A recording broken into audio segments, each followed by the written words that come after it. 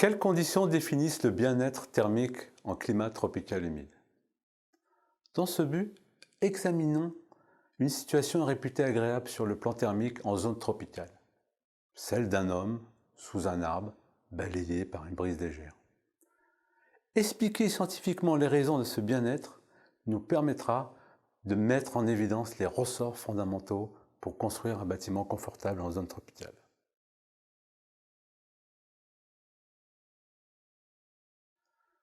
Comment fonctionne sur un plan thermique un être humain?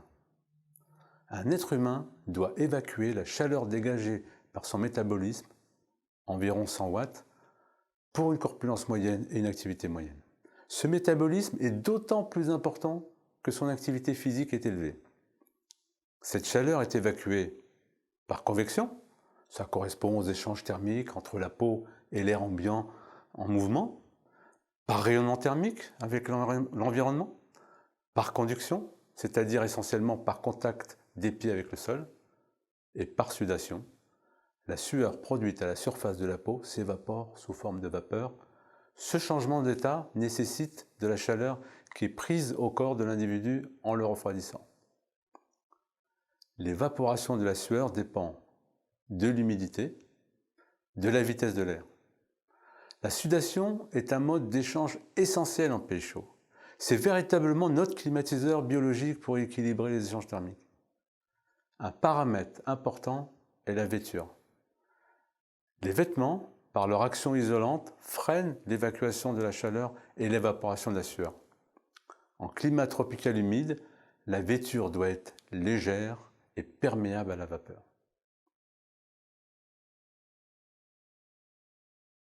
On distingue plusieurs zones de confort selon le niveau de température, d'humidité, de vitesse d'air autour de l'individu que l'on visualise par un diagramme température-humidité, dit diagramme de l'air humide. La zone de confort en air calme. Température comprise entre 20 et 27 degrés, une humidité ni trop forte ni trop faible. Dans cette zone, les échanges de l'individu se font essentiellement par convection et rayonnement. La zone de confort avec air agité, une vitesse de 1 mètre par seconde. Au-delà de 27 degrés, les échanges convectifs par rayonnement ne suffisent plus. La sudation joue un rôle essentiel. Or, l'évaporation de la sueur se fait difficilement en ambiance humide proche de la saturation. Pour contrer ce phénomène, l'agitation de l'air par augmentation de la vitesse d'air permet de renouveler l'air en contact avec la peau et faciliter cette évaporation. Le processus de sudation est en quelque sorte rentabilisé. La surface de peau mobilisée est minimale et la sueur s'évapore quasiment instantanément de façon imperceptible. On estime qu'une vitesse de 1 mètre par seconde est l'équivalent d'un abaissement de 3 à 4 degrés.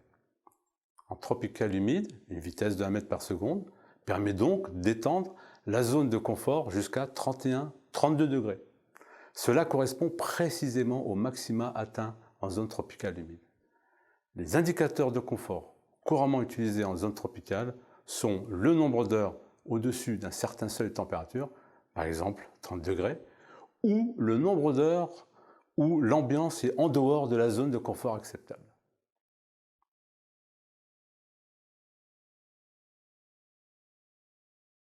Revenons maintenant à notre individu sous un arbre, balayé par un vent léger de 1 mètre par seconde.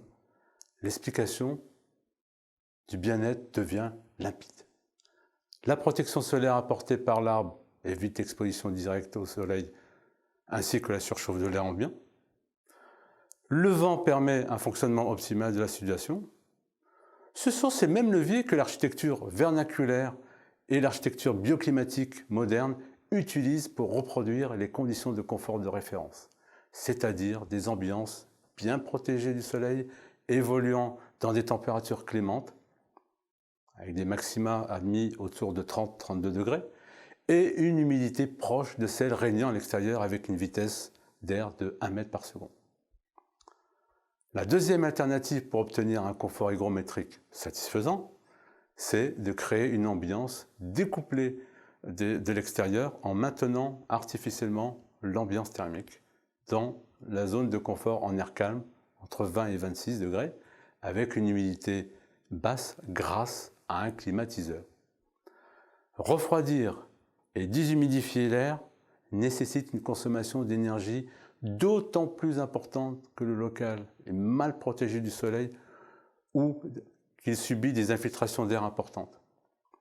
D'où l'importance d'une bonne protection solaire et d'un renouvellement d'air limité aux stricts besoins d'air hygiénique.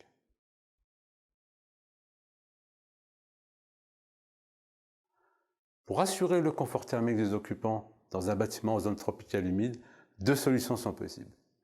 La climatisation naturelle, qui vise à reproduire des conditions extérieures de confort agréables que l'on ressent à l'extérieur protégé du soleil avec un vent léger, c'est cette solution qui est privilégiée en architecture bioclimatique.